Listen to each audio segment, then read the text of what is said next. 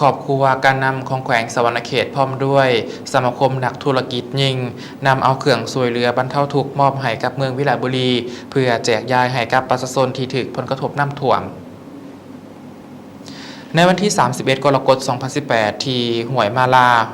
บ้านวังหมูเมืองเซโปนแขวงสะวรรณเขตทางครอบครัวการนำขันแขวงและสมาคมนักธุรกิจยิ่งนำโดยฐานวิลาวันพรหมวิหารภรรยาของฐานสันติภาพพรหมวิหารเจ้าแขวงสะวรรณเขตได้เดินทางนำเอาเครื่องช่วยเหลือบรรเทาทุกข์มามอบให้กับเมืองวิไลบุรีเพื่อเป็นตัวแทนแจกจ่ายให้กับพ่อแม่ประชาชนที่ได้รับผลกระทบอุทกภัยน้ำท่วมจากพายุเซินติน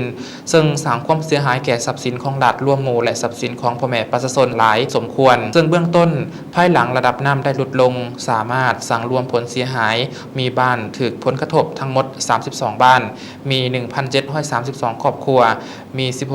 16,733 คนในนั้นบ้านที่ถูกน้ำท่วมมี13บ้านมี 1,242 ครอบครัวมี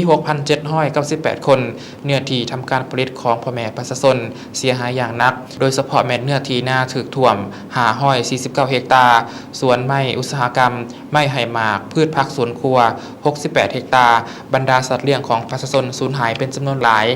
นอกจากนี้เส้นทางคมนาคมภายในเมืองเส้นขัวท่อและเส้นทางที่ถูกเสาะเจือนและน้ำท่วมเหตุให้การสัญจรไปมาหาสู่แลกเปลี่ยนซื้อขายแม้นพบกับความยุ่งยากเพราะบางเขตบางบ้านปัจจุบันระดับน้ำยังท่วมขังเส้นทางถูกตัดขาดต้องอาศัยทางย่างและขี่เรือพายเฮ็ดให้ข้าวปลาอาหารและน้ำดื่มสะอาดบ่เพียงพอกับความต้องการของประชาชน